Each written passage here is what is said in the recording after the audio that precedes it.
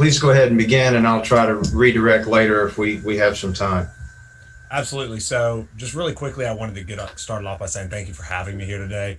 I did speak before the state legislature last week, and it was brought into question the fact that we were not under oath. And I know that someone pretty vocally voiced that we may not have been telling the truth in our testimony. But I just want to point out for everybody really quickly that I do have a sworn affidavit in front of me, and I've sworn under penalty of perjury that the statements that I'm giving today are true, and I will continue to testify this, and I'm willing to go under oath if that needed to be done. So I just wanted to point that out really quickly.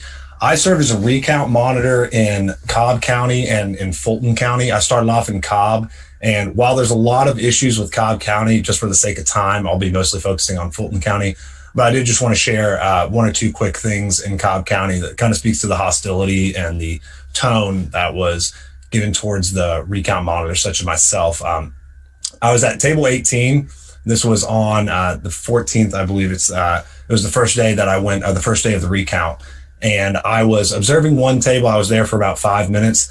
And within the span of 3 minutes, everybody here should be aware of the procedure that the first auditor will call out what the ballot is selected for. Then the second one will confirm it and place it in the respective bin. Well, 3 times in 3 minutes from 2:09 to 2:12, the first auditor called out and wrongly attributed 3 votes that were supposed to go for President Trump and called them out for Joe Biden. So that happened 3 times in 3 minutes. Now, the second person, the system worked. The second person caught them. But my concern is, does this always happen? Is it always corrected? Because this is just while I'm standing there. The only reason I left that table is because at another table, I was told that one of the auditors was not double checking her counterpart. She was just simply taking them, placing them into the bin. This was table 17.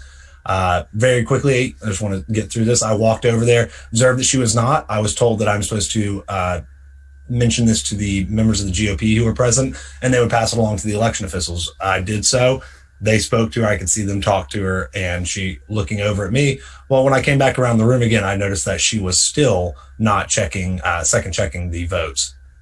As she noticed me coming up behind her, she started to exaggeratedly raise the ballots to her face, but I was satisfied with this. I'm content. All I want is for her to be double checking the ballots. But I noticed as I walked away that she was staring at me as she was being handed more ballots. And so her and other people began to get increasingly aware of me, staring me down, pointing me out, calling their bosses over, stuff of that nature. And so that's, for some reason, I haven't done anything. I haven't touched anybody. All I'm there to do is to write down observer. I'm not even supposed to speak to these people, so I've not even spoken to them. As I came back around the room, I got up behind the same individual and heard her say to the other monitor, the other auditor, and this is a quote, she said, "I'm paid by the taxpayer and this effing a-hole wants to come in here and watch me." Now, obviously, she didn't censor herself, but for sake of being in this meeting, I'll censor that. And my issue with that is the tone, I guess, that she had and the just overall sentiment towards us. I'm a taxpayer. I'm lawfully allowed to be here. I've gone through the process. I have the letter that allows me to be on the floor. And to see, the tone that they had towards us. The other things that we noticed at Cobb County, and we had this confirmed at Gwinnett County. This was, when I say we, I'm referring to me and my brother who also attended. In Gwinnett County, there was not supposed to be any blue or black pins on the table. And in Cobb County, I think it's tables 27, 28, 29, 31, and 36 all had blue or black pins on their tables while they were handling absentee ballots. So the concern for this is this produces the ability to make an overvote, which very quickly, I just want to say that they were having overvotes, which were already supposed to have been sorted out of Hall C and taken to Hall B for adjudication. This is per Janine Eveler, who is the lady in charge there. Those overvotes were already sorted out, yet they continued to have overvotes turning up in Hall C. So this really begs into question, the potentiality of having the pins on the table with those and us only being allowed 4 monitors, that you could change it. But I know that we're short on time, so I just wanted to go on to Fulton County very quickly. I still have this piece of paper right here. And what this piece of paper is it is the letter that allows me to come out onto the floor at the recount. This is allowing me to get up close and personal to observe the counting tables. I still have this letter that's supposed to be surrendered because no one asked who I was. No one confirmed who I was when I got there. There was no security. I simply walked into the basement of the World Congress Center. There was a notepad where I could sign my name if I wanted to or didn't.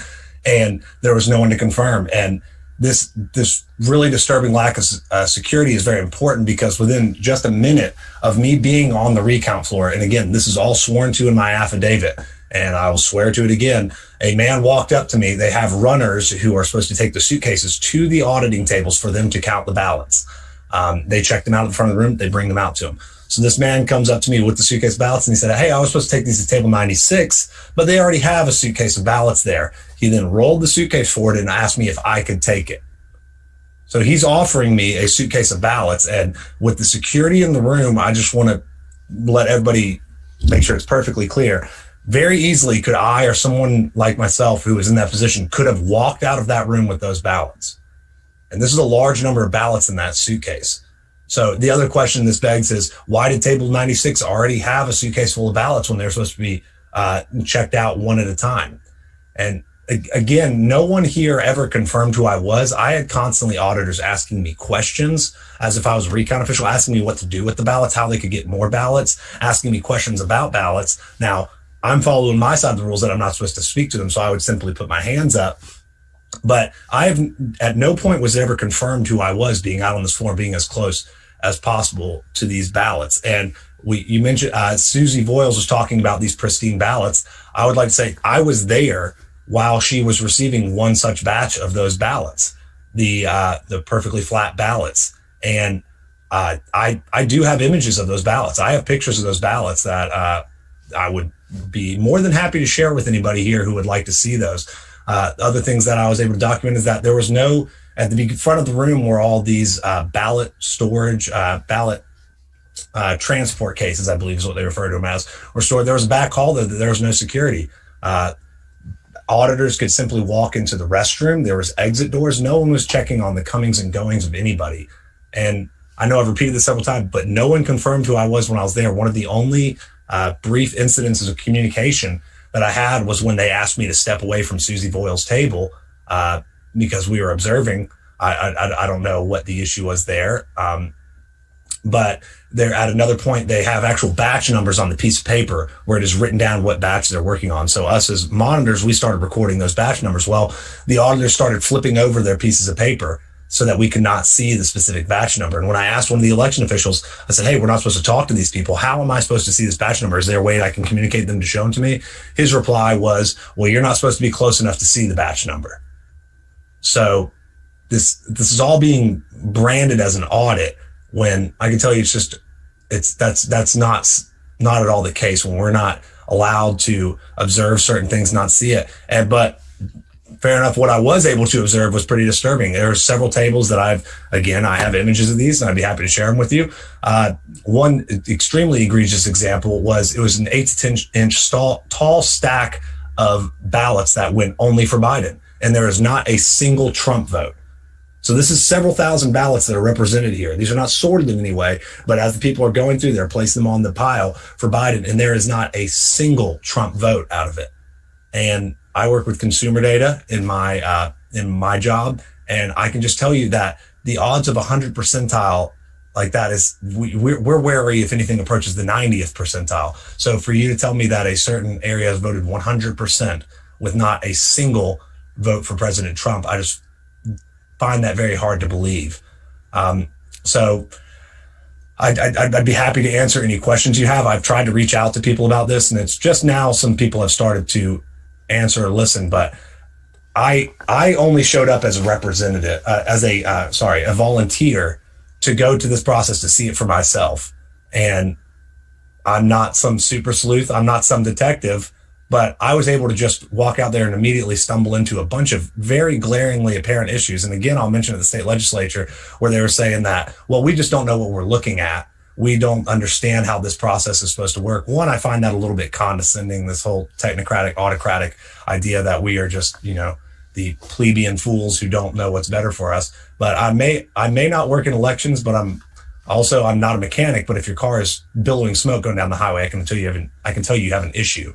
So the people claiming that everything was done above board here, I'm not even going to go as far to say that it was malice. I may have my personal opinions on that, but just the gross negligence, the disdain for the ballots, and how this was all carried out in this recount it's really been absurd, and it's been a shame. Well, thank you, Mr. Suzy. I appreciate you being with us today. And you said you have signed affidavits that. Absolutely, and I've got these images that I can actually show them right now, but I don't know how you guys would feel about that. But I actually have the pictures of Suzy Boyle's ballots that you can see. They are flat ballots. Please forward that on to us so that we Absolutely can make it available. And thank you again. Thank you again very much for coming.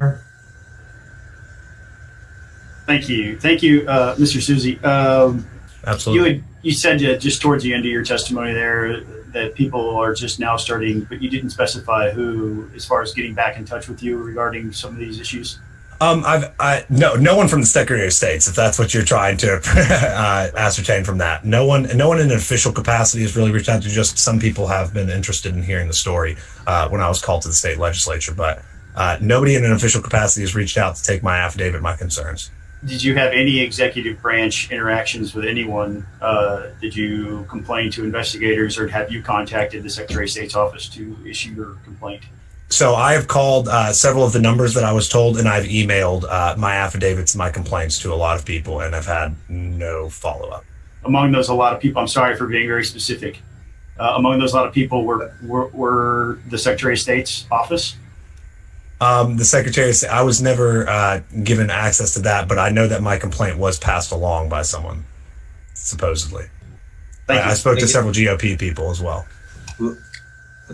Thank you.